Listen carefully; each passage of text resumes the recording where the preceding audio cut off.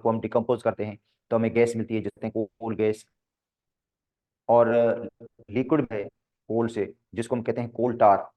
Viscous liquid होता है black colour का, कोल टार। और उसी कोल टार के अंदर अ, आपको मेजॉरिटी जो कंपाउंड्स मिलेंगे, मेजर कंपाउंड्स मिलेंगे, वो एरोमेटिक कंपाउंड, फिनोल है, नेफ्थलीन है, एंथ्रासीन है, जाइलिन है, मतलब एरोमेटिक कंपाउंड्स मिलते हैं हमें। अच्छा, एक सॉलिड मटेरियल मिलता है जिसको हम कहते हैं कोक, जो प्योर कार्बन होता है, जिस कार्बन की परसेंट बहुत हाई होती है, 98% तक कार्बन होता है उसके अंदर। ठीक है। और इसके अलावा अमोनिया का लिक्विड भी मिलता है।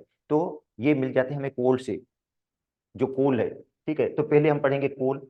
और इनको कहा जाता है फॉसिल फ्यूल। फॉसिल फ्यूल का मतलब है ये नॉन रिन्यूएबल सोर्स है एनर्जी। ये तो है, मगर ये नॉन, आस्ता मिकदार होगी वो कम होती जाएगी, नया नहीं बनेगा। जो है, जो पहले बना हुआ है ये है, उसको हम यूज कर रहे हैं। अच्छा, जिस तरह सपोज करते हैं गैस के जो जखर हैं, पहले सबसे पहले जो गैस हमें मिली थी वो बलूचिस्तान में मिली थी 1954 के अंदर। अच्छा, उसके अंदर अभी जो मतलब रिजर्वायर है वो कम हो गए हैं, उसकी जो मिकदार है वहां से कम हो गई है। ठीक है। अभी हमें जो सिंध के अंदर काफी जगहों पे मिली है ये गैस। अच्छा, मगर ये है कि आइंदा 50 साल या 100 साल के बाद इसकी मिकदार भी क्या हो जाएगी, कम हो जाएगी। तो इसका मतलब है ये नॉन रिन्यूएबल सोर्स है। नॉन रिन्यूएबल सोर्स का मतलब ये आस्ता आस्ता खत्म हो जाएंगे।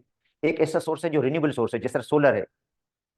सोलर है, ये रिन्यूएबल सोर्स है एनर्जी, जिसको हम इलेक्ट्रिकल एनर्जी में कन्वर्ट कर रहे हैं। सोलर एनर्जी को इलेक्ट्रिकल एनर्जी में कन्वर्ट, ये रिन्यूएबल सोर्स है, ये नॉन रिन्यूएबल सोर्स है। अच्छा, तो पढ़ेंगे पहले हम किसको पढ़ेंगे, पहले पढ़ते हैं हम कोल को।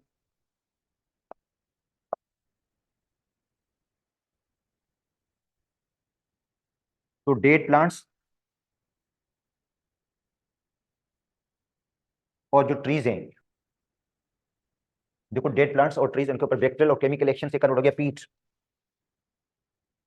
अच्छी, कोयले का इनिशियल स्टेज, ये कोयले की जो फॉर्म होती है इसको हम कहते हैं पीट, जिसके अंदर जो कार्बन की परसेंटेज होती है वो होती है 45 से 60%।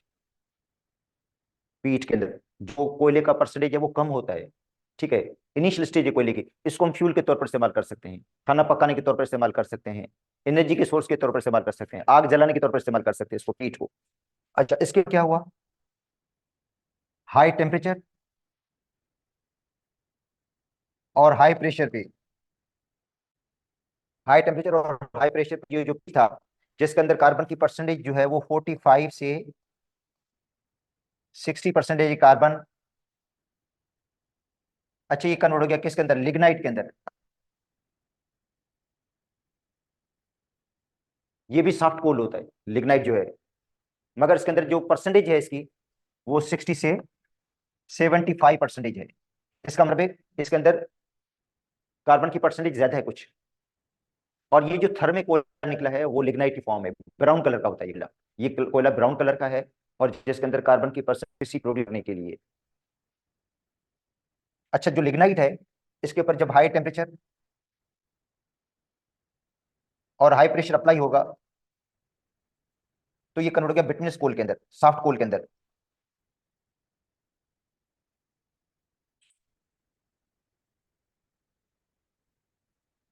सॉफ्ट कोल, इससे भी आप इलेक्ट्रिसिटी प्रोड्यूस कर सकते हैं, फर्नेस के तौर पर भी इस्तेमाल कर सकते हैं इसको। ठीक है, इसके अंदर जो परसेंटेज होती है शायद 85 तक है।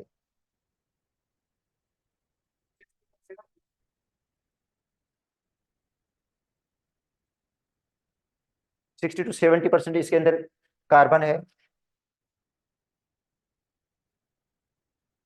इसमें 72 85% इसके अंदर कार्बन होता है परसेंटेज। सॉफ्ट कोल इसको कहते हैं, ब्लैक कलर का ये होता है। अच्छा, अब ये कन्वर्ट किसके अंदर होता है,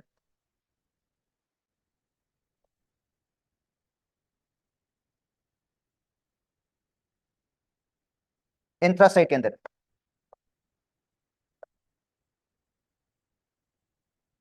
अच्छा, इसको हम कहते हैं हार्ड कोल। जो एंथ्रासाइड है इसको कहा जाता है हार्ड कोल, जिसमें कार्बन की परसेंटेज बहुत हाई होती है। इसको फर्नेस के तौर पर, मतलब कहीं जल भट्टी में इस्तेमाल कर सकते हैं, कोई जो भट्टी वगैरह होती है उसमें इस्तेमाल कर सकते हैं, इलेक्ट्रिसिटी जनरेट करने के लिए भी इस्तेमाल कर सकते हैं, पावर स्टेशन में भी इस्तेमाल कर सकते हैं।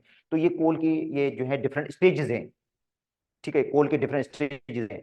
और उसके बाद हम पढ़ेंगे इस कोल की जो डिस्ट्रिक्टिव डिस्टिलेशन है, कोल को डिकम्पोज करने से कौन कौन से प्रोडक्ट्स मिलेंगे, और पेट्रोलियम पढ़ेंगे, नेचुरल गैस पढ़ेंगे।